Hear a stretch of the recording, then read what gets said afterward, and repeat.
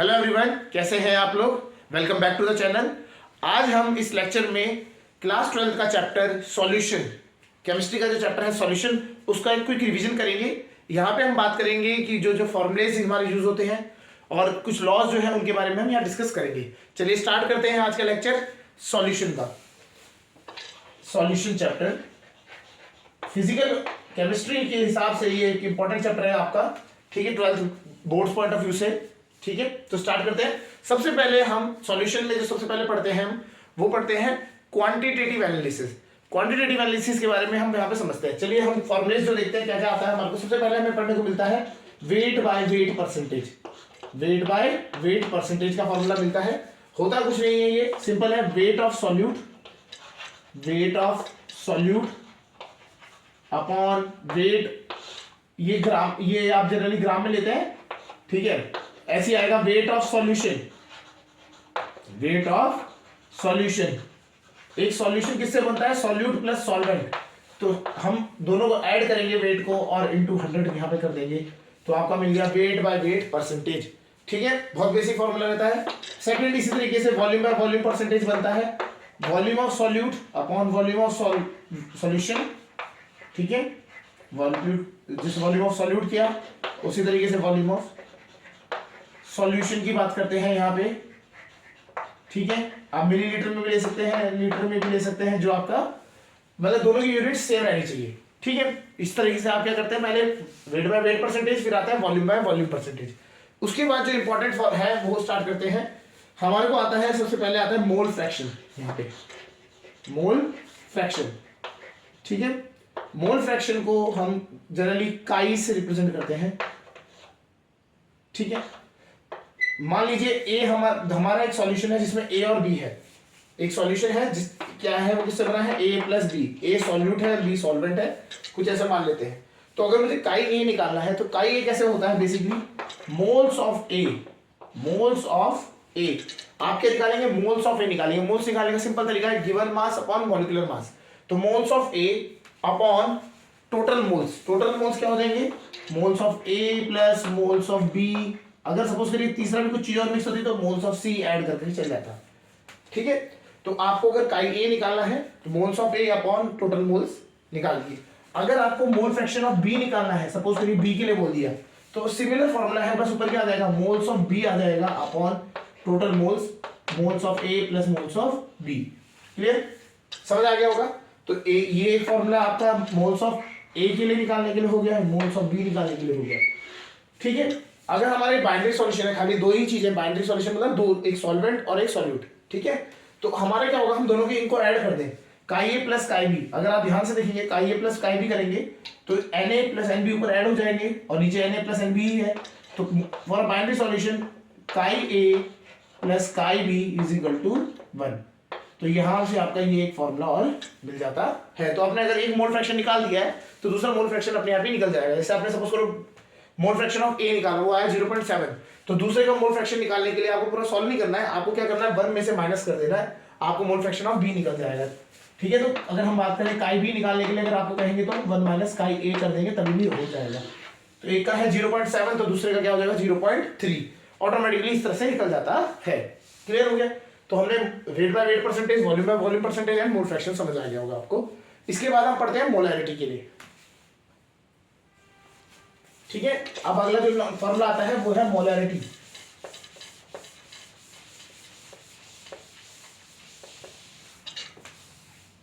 Molarity,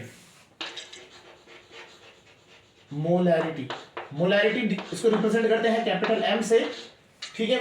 होता क्या है, इसका फॉर्मूला क्या होता है? It is the mole of number of moles of solute, moles of solute divided by volume of solution, volume of solution in liters, in liters, ठीक है। आपको क्या सिंपल फॉर्मूला बना देते हैं यहाँ पे। अगर देखिए मोल्स आप सॉल्यूट का ए सॉल्यूट है अगर, और अपॉन टोटल वॉल्यूम इन लीटर्स, लीटर में रखनी है वॉल्यूम इस तरीके से। अगर सपोज करिए मिलीलीटर में है तो क्या करना है, आपको 1000 से ऊपर मल्टीप्लाई कर देना है। अगर हमने ये मिलीलीटर में कर दिया सपोज करिए, तो ये अगर मिलीलीटर में है तो ऊपर क्या आ जाएगा? 1000 से मल्टीप्लाई कर देंगे, आप उसको बस बेसिकली कन्वर्ट कर दिया आपने, ठीक है। तो ये आपका क्या होता है, मोलारिटी का फॉर्मूला बन जाता है। क्लियर। इससे ना बहुत सारे क्वेश्चंस बनते हैं। कैसे बनते हैं, एक डाइल्यूशन का क्वेश्चन आ जाता है। डाइल्यूशन के केस में, डाइल्यूशन मतलब क्या है, आपको मोलारिटी दे रखी है सॉल्यूशन की और उसमें आपने क्या किया, डाइल्यूशन किया है। डाइल्यूशन मींस वाटर ऐड करके आपने उसकी मोलारिटी को कम करने की कोशिश करी है। तो उसमें होता क्या, उसमें क्या फॉर्मूला लगेगा, तो आप बोलेंगे अर्लियर स्टेज में जो मोलारिटी गिवन होगी m1, उसके साथ उसकी मल्टीप्लाई कर देंगे वॉल्यूम की v1 is equal to final क्या हो जाएगा v2 m2 v2। तो अगर आपको फाइनल मोलारिटी निकालनी है तो वो कैसे निकालेंगे, m1 v1 अपॉन v2 करके आप निकाल सकते हैं। क्लियर। या हम बात करें अगर मोलारिटी ऑफ अ मिक्सचर निकालनी है आपको, मोलारिटी ऑफ मिक्सचर, ठीक है, मिक्सिंग करने पे आ गया। सपोज करिए आपके पास 3 सॉल्यूशन थे। पहला सॉल्यूशन m1 उसकी मोलारिटी, v1 उसकी वॉल्यूम, m2 उसकी मोलारिटी, v2 उसकी वॉल्यूम, m3 v3, ये 3 सॉल्यूशंस है आपके, एक सॉल्यूशन, 2 सॉल्यूशन और 3 सॉल्यूशन। इनको क्या कर दिया आपने, मिक्स कर दिया। तो अब जो रिजल्टेंट है उसकी मोलारिटी निकालनी है। तो आप क्या करेंगे, सिंपल फॉर्मूला लगाएंगे, m1 v1 plus m2 v2 plus m3 v3, ठीक है। सारों को ऐड करेंगे, divided by net volume v1 plus v2 plus v3, ठीक है। इस तरीके से आप निकालेंगे तो ये आपको रिजल्टेंट मोलारिटी आ जाती है। कभी क्वेश्चंस ऐसे आ गए तो रिजल्टेंट मोलारिटी निकालने का तरीका ये भी आपको मिल जाता है। क्लियर। तो ये इस तरीके से आपको क्या करना है, मोलारिटी ऑफ अ मिक्सचर करना है, ठीक है। कभी कभी क्या होता है क्वेश्चन में, वो आपको ना डेंसिटी की टर्म्स दे देता है, बोलता है डेंसिटी है, तब उससे आपको कैसे करना है, तब हम बात करते हैं मोलारिटी को कैसे करते हैं इसमें, ठीक है। तो उसके लिए क्या हो जाता है, अगर यहीं पे लिख लेते हैं, अगर आपको वो बोलता है कि डेंसिटी दी है आपको, ठीक है, और आपको क्या दिया है, सॉल्यूट, पूरे जो सॉल्यूशन का है, जो सॉल्यूट है, सॉल्यूट का मास नहीं देके आपको बोला गया कि वो x% बाई वेट है। सपोज करिए हम लिखते हैं जो सॉल्यूट है ना वो x% बाई वेट है। सॉल्यूट किसके बराबर है, solute is equal to x% by wait,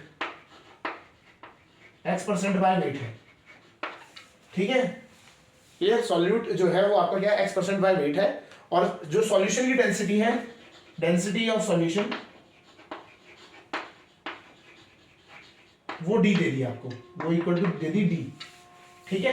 तो अब आपको मोलारिटी निकालनी है, तो कैसे करेंगे। और अगर हम बात करते हैं जो आपका सॉल्यूट है उसका मोल फ्रैक्शन, आपका मॉलिक्यूलर वेट, मॉलिक्यूलर वेट,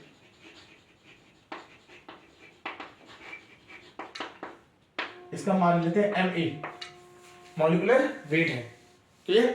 तो मोलारिटी आप कैसे निकालेंगे ये समझते हैं, ठीक है। तो चलिए, तो मोलारिटी का फॉर्मूला बन जाएगा x into density into 10 upon mole, आपको molecular weight of solute, molecular weight of ये सॉल्यूट का है, ठीक है। तो अगर कभी डेंसिटी के साथ क्वेश्चन आता है तो वो इस तरीके से फॉर्मूले से भी ये यूज हो जाता है।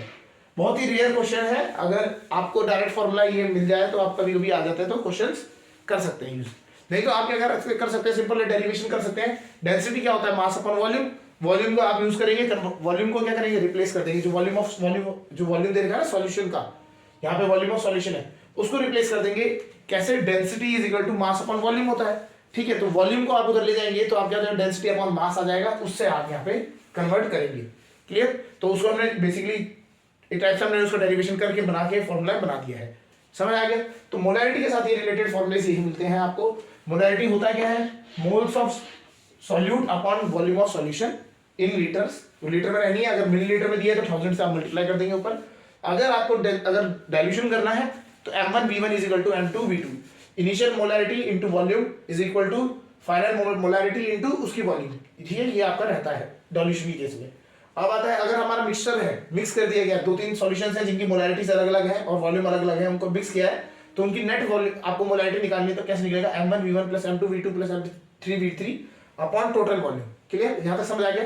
तो ये थे आपके मोलारिटी के फॉर्मूले, क्लियर। अब हम बात करते हैं, इसके बाद आगे आता है नॉर्मेलिटी,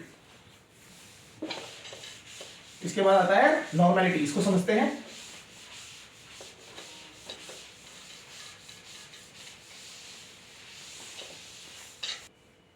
ठीक है, तो नॉर्मेलिटी को हम अगर हम बात करें, नॉर्मेलिटी को आप एन से दिखाते हैं, कैपिटल एन से।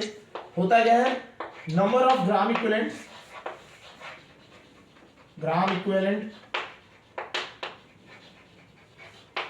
of solute upon volume of solution in liters, upon volume of solution in liters। ठीक है, इन लीटर्स ये रहता है। ठीक है, तो ये आपका फॉर्मूला बन जाता है। आपको फॉर्मूले बहुत इंपॉर्टेंट है, फॉर्मूले जब तक वहां पे याद नहीं आएगा तो वहां पे आप क्वेश्चन आता हुआ भी क्वेश्चन छोड़ देंगे। ठीक है ना, फॉर्मूला याद आना जरूरी है। ठीक है, इजी क्वेश्चन होते हैं, बन जाते हैं।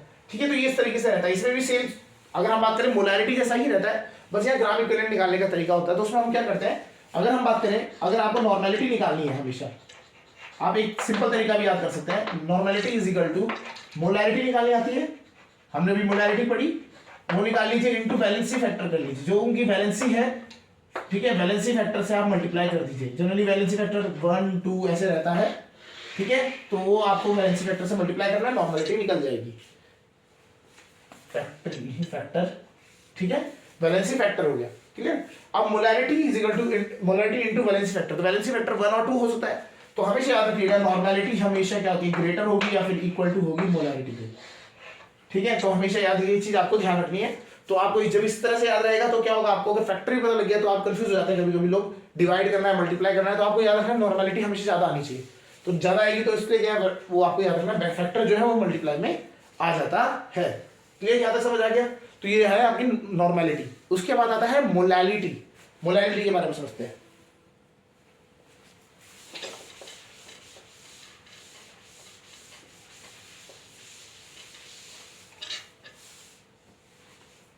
मोलैलिटी, इसको स्मॉल एम से दिखाया जाता है, इसको स्मॉल एम से दिखाया जाता है। यहां पे बस थोड़ा सा एक ट्रिक याद रखना, थोड़ा सा रहता है, चेंज हो जाता है। अभी तक हम क्या कह रहे थे, number of moles of solute. ठीक है, मोल्स ऑफ सॉल्यूट था, नीचे वॉल्यूम था, यहां वॉल्यूम की जगह पे क्या है, मास आ जाता है, मास ऑफ। अच्छा, औरों में क्या था, अब तक volume of solution solution solution चल रहा था। यहाँ पे क्या है, सॉल्वेंट। यहाँ पे खाली सॉल्वेंट की बात होती है। ठीक है, और वो भी हम किस में रखेंगे, इन केजी, वो केजी में रखना है। सॉल्वेंट है यहाँ पे, ये याद रखना, मास ऑफ सॉल्वेंट लेना है हमेशा यहाँ पे। ना कि हमें ऐसा कि आप सोचोगे सॉल्यूशन ले लोगे, वो नहीं है, सॉल्वेंट लेना है। तो सॉल्वेंट कैसे निकलेगा, सॉल्यूशन का मास उसमें से माइनस करना है सॉल्यूट का मास, तब जाके आपको सॉल्वेंट का मास मिलता है। समझ आ गया, क्लियर। तो इस तरीके से ये आपको फॉर्मूला यूज करना होता है। क्लियर। उसके बाद एक ना डेंसिटी का फॉर्मूला, जैसे हमने हाँ मोलैरिटी के लिए किया था, उसी तरह से डेंसिटी का फॉर्मूला यहाँ पे भी बनता है। आपको उसी तरीके से रिलेट करना सिखा देते हैं, कैसे हम उसको कर सकते हैं। मोलैलिटी और मोलैरिटी, मोलैलिटी और मोलैरिटी को यूज करके ना हम दोनों का एक रिलेशन बनके डेंसिटी का यूज होके तो एक फॉर्मूला बन जाता है, उसे समझते हैं। Molality is equal to M is equal to molarity upon density minus molarity into mass of solute, molecular mass of solute. ये इसका फॉर्मूला बन जाता है। क्लियर, यहां तक समझ आ गया होगा, समझ आया। ठीक है, तो ये क्या होता है, मोलैरिटी, ये हो गया मोलैलिटी, डेंसिटी, मोलैरिटी, और ये फिर से वो ये क्या है, molecular mass of solute, molecular mass of solute. इस फॉर्मूले को भी आप यूज कर सकते हैं। ड्राइव करने का खास कुछ ज्यादा कॉम्प्लिकेटेड नहीं है, सिंपल है। आपको बस दोनों को मोलैलिटी और मोलैरिटी इन दोनों का रेशियो लेना है। उसके बाद आप क्या करने लगे, कॉमन और डिवाइड और डेंसिटी का फॉर्मूला लगाएंगे, तो उससे ये बन जाता है। ठीक है, तो आप ये डायरेक्ट फॉर्मूला अगर आपको पता है तो ये आपको काफी टाइम बचा देगा, आपको सॉल्यूशन सॉल्व करने, मतलब जो क्वेश्चन आएंगे उनको सॉल्व करने में हेल्प करेगा। ठीक है, समझ आ गया। चलिए, इसके बाद यहां तक तो हमारे क्या थे, ये थी सारी क्वांटिटेटिव एनालिसिस, जो क्वांटिटी होती है उसको एनालाइज करने का तरीका होता है। इसके बाद जो आते हैं लॉज आते हैं यहाँ पे। अब हम बात करते हैं लॉज के बारे में, समझना स्टार्ट करते हैं।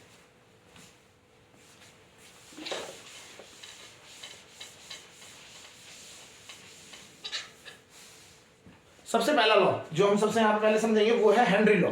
हेनरी लॉ बहुत इंपॉर्टेंट है, बोर्ड में काफी टाइम आया हुआ आता रहता है। ठीक है, हेनरी लॉ। ठीक है, इसकी एप्लीकेशंस आपको याद रखनी है। इनके एप्लीकेशंस पे भी डायरेक्ट क्वेश्चंस आ जाते हैं, आपका हेनरी लॉ पे भी क्वेश्चन पूछे जाते हैं, तो आपको पता होना चाहिए क्या है Henry law. Henry law basically क्या है, गैस लॉ है, यहाँ पे समझना है, गैस के लिए डिफाइन है। बेसिकली ये किसके लिए बात करता है, solubility of gas in a liquid. मतलब अगर मैं बोलता हूं एक कंटेनर है, उसमें एक लिक्विड भरा हुआ है, ठीक है, मैं क्लोज कंटेनर रख रहा हूं, ठीक है, इस लिक्विड में अगर मुझे कोई गैस है, मेरी पर्टिकुलर कोई गैस के बारे में बात करनी है कि वो कितनी डिसॉल्व है, तो वो ये कहता है कि भैया इसमें जो आपका गैस डिसॉल्व है ना, गैस डिसॉल्व जो होगी वो किस पे डिपेंड करेगी, अभी इसमें देखिए, ठीक है, यहां पे जो सपोज करिए सी कंसंट्रेशन है,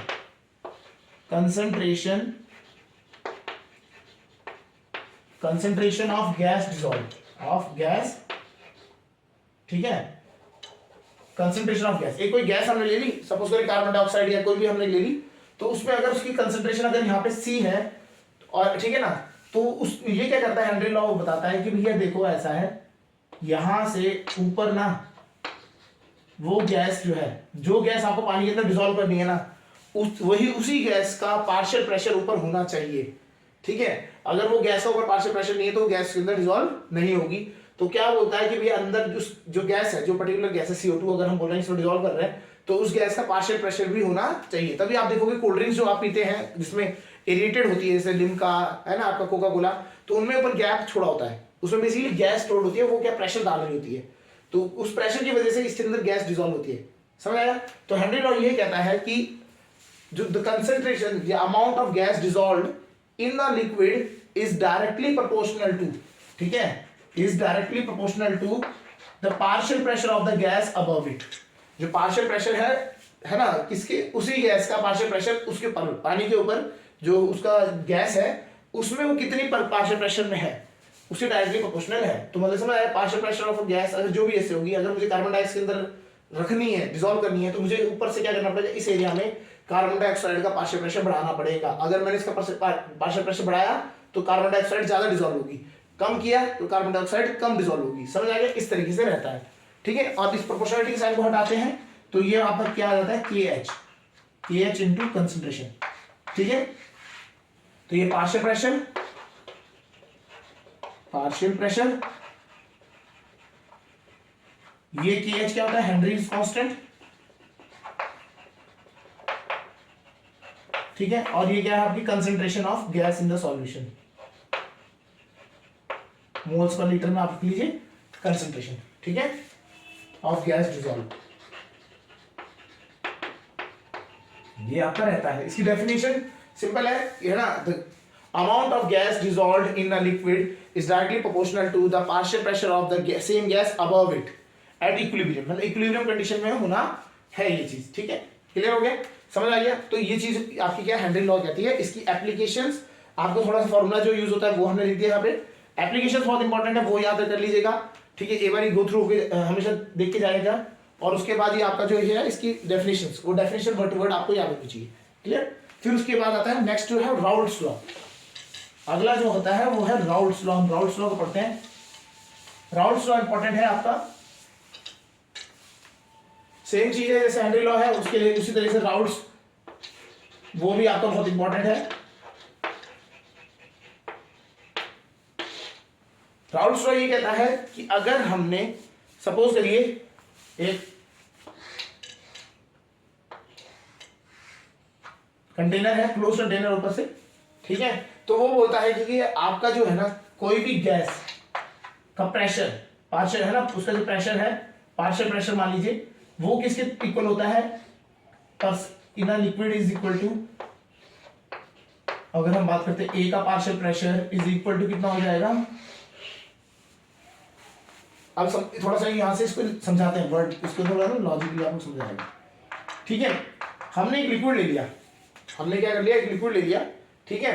अब उस हुआ क्या है, ये लिक्विड अपने आसपास वेपर बनाएगा, इनका ये जो पार्शियल राउल्ट्स होता है वेपर प्रेशर के लिए होता है, इसको हमने हीट किया और यहाँ पे वेपर बनने स्टार्ट हो गए, क्लियर, ठीक है। अगर ये बिल्कुल प्योर होता है, ये खाली, इसमें खाली ए ही सब्सटेंस है, तो ये वेपर प्रेशर जो क्रिएट करेगा ना, वो क्या हो जाएगा, P0A क्रिएट होगा, कितना होगा, P0A, क्लियर।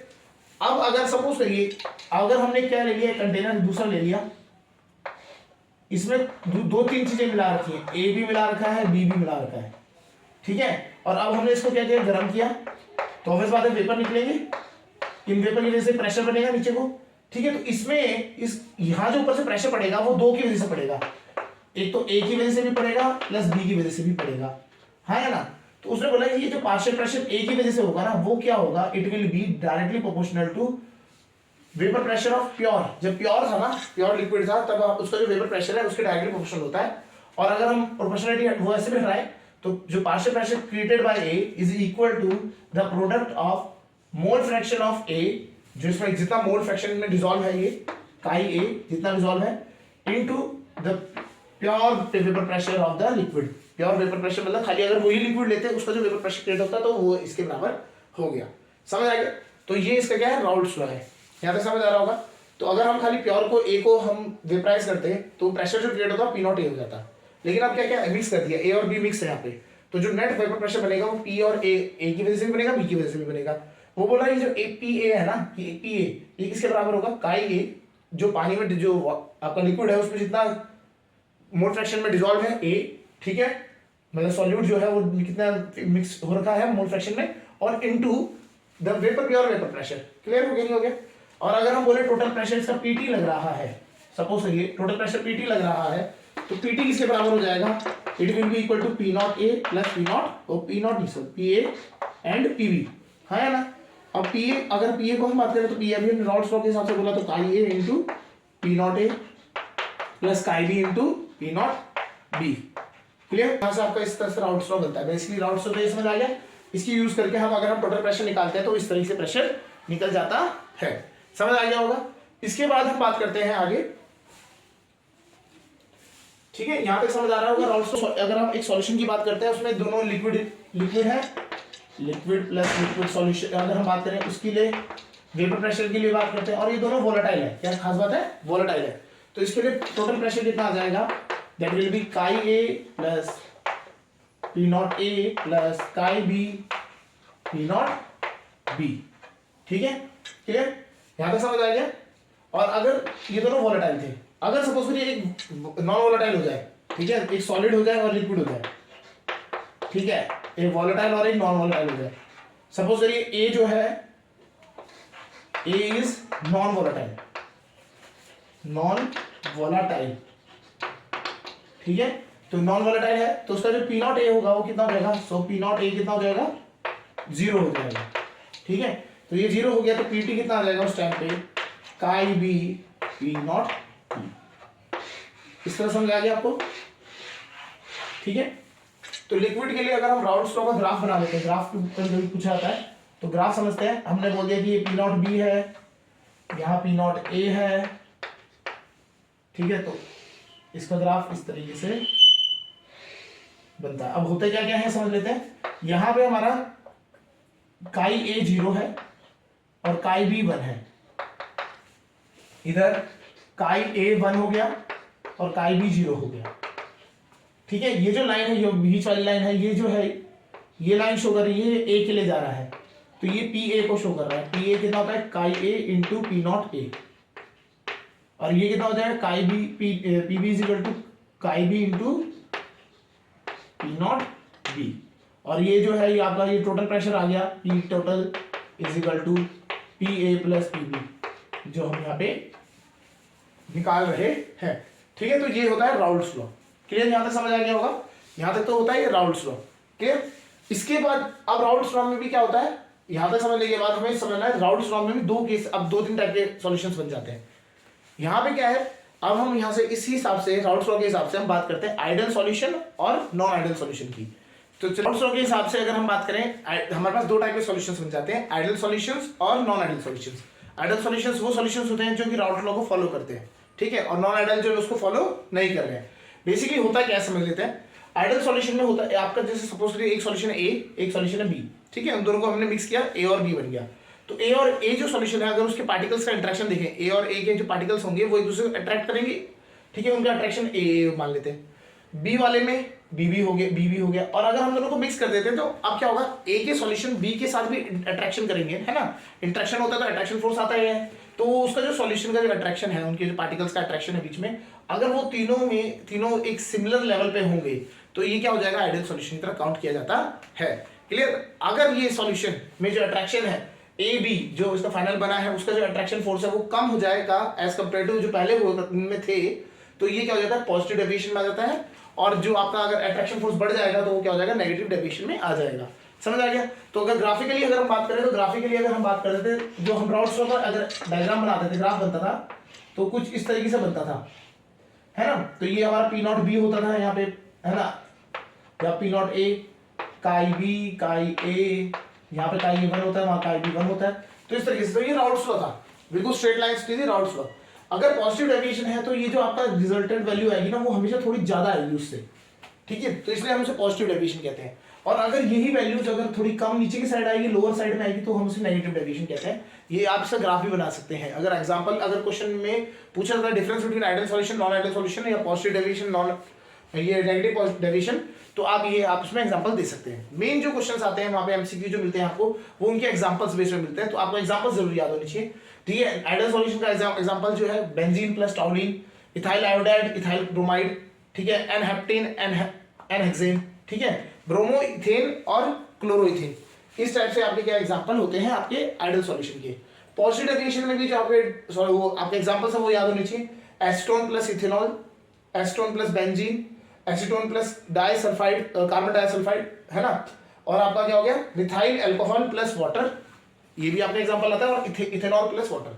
ये सारे क्या आइडियल सॉल्यूशन की कैटेगरी में आते हैं, ठीक है। नॉन, ये आप हम बात करें नॉन आइडियल में आते हैं, और ये भी पॉजिटिव में आते हैं। अब हम आते हैं नेगेटिव में, जो अगर हम बात करते हैं तो नेगेटिव में आपके आएंगे chloroform plus acetone, water and nitric acid. ये तो मेन है, ये इन पे ही ज्यादातर देखने मिला क्वेश्चंस।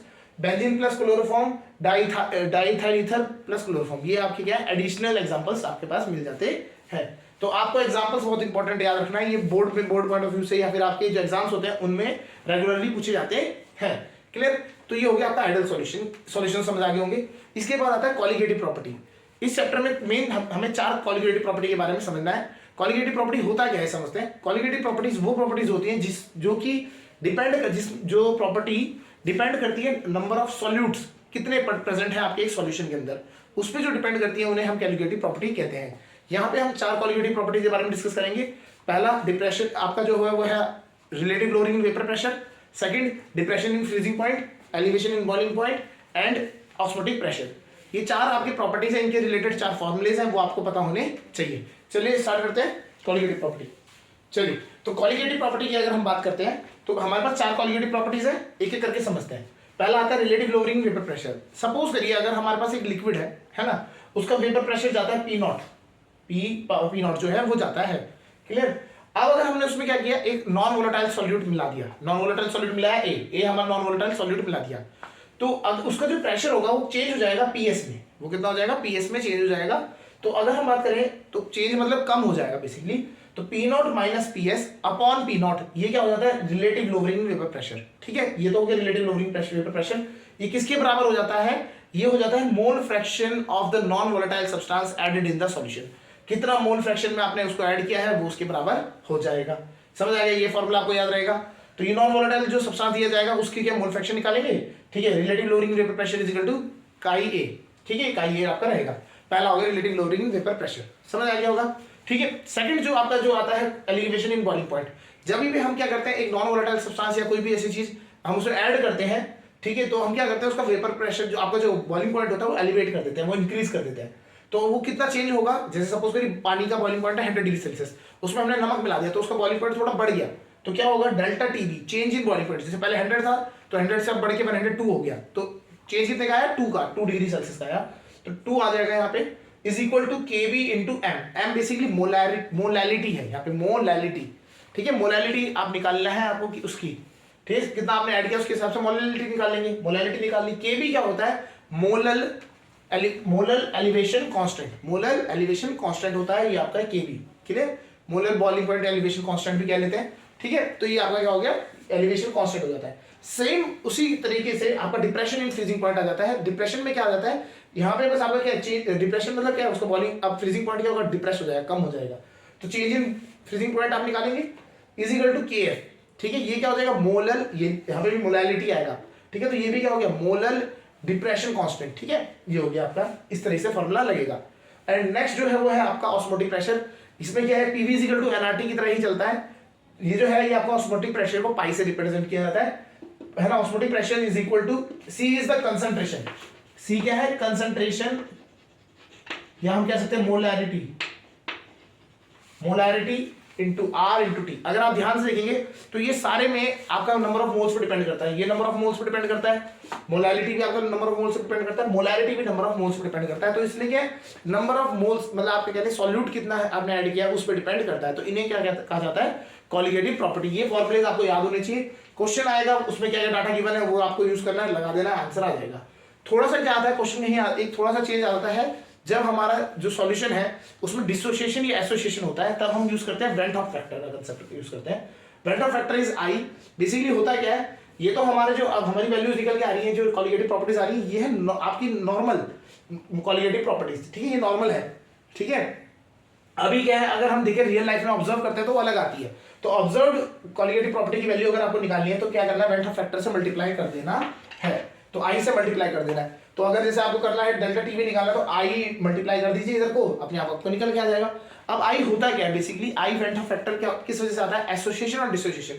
जब हम किसी चीज को पानी, जैसे इलेक्ट्रोलाइट्स है उसको पानी में डिसॉल्व करते हैं तो आयंस डिसोशिएट हो जाते हैं, ठीक है। और ऐसे ही क्या, जब कंसंट्रेशन ऑफ आयंस ज्यादा हो जाती है तो एसोसिएट हो जाते हैं, इकट्ठा हो जाते हैं, ठीक है। तो इस तरीके में तब हम ये यूज करते हैं वेंट ऑफ फैक्टर को, क्लियर। अगर स्ट्रॉन्ग इलेक्ट्रोलाइट है तो ऑब्वियस बात है आई की वैल्यू किसके बराबर हो जाएगी, नंबर ऑफ आयंस प्रोड्यूस। मतलब क्या है, जैसे सपोज करो NaCl है, वो जब टूटेगा तो Na प्लस Cl 2 में टूटेगा, ठीक है, तो वो आपका Na इक्वल टू आई जो होगा वो 2 के बराबर हो जाएगा, समझ आया। अब क्या है, लेकिन अगर डिसोसिएशन दे रखा है, जैसे बोला 50% डिसोसिएशन हो रहा है, तब आपकी आई की वैल्यू अलग हो जाती है।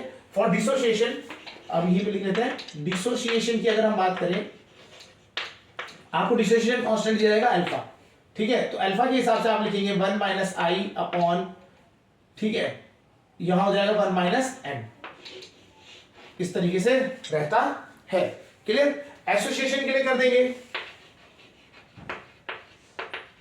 एसोसिएशन के लिए अगर हम बात करें, अगर उसमें एसोसिएशन कांस्टेंट अल्फा दे रखा है तो यहां पे क्या हो जाएगा 1 माइनस आई अपॉन 1 माइनस 1 अपॉन एन, ये आप लगा दीजिएगा।